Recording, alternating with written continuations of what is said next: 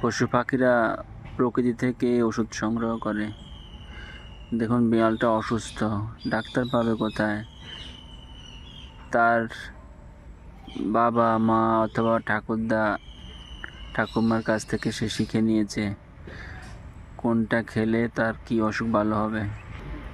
সকাল থেকে জঙ্গলে জঙ্গলে সে খুঁজে খুঁজে সেই সব ঘাসগুলো খাচ্ছে যেগুলোতে তার উপকার হতে পারে। প্রকৃতি এইসব নগণ্য প্রাণীদেরকেও শিখিয়ে দিয়েছে কী করে টিকে থাকতে হয়। না হলে বিড়ালের তো আর ঘাস খাওয়ার কথা না, বিড়ালের খাওয়ার কথা মাছের কাঁটা, মাছ, ইঁদুর।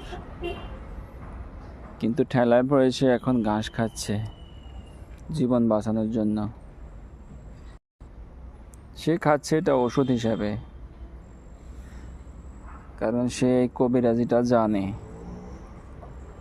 সে এটা শিখলো কোথা থেকে?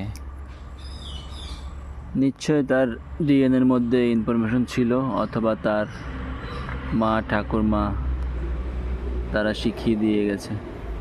দেখেন কোন ঘাসটা তার ভালো হবে। আমার মনে হয় এটা থেকে মানুষ অনেক গবেষণা করে ওষুধ বের করতে পারবে, যে যে ওষুধগুলো বিড়াল খাচ্ছে, কুকুর খাচ্ছে, সেগুলো তাদের উপকার করছে, মানুষেরও হয়তো উপকার করবে।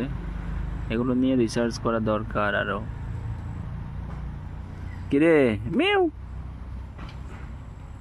আর কতগুলো খাবি?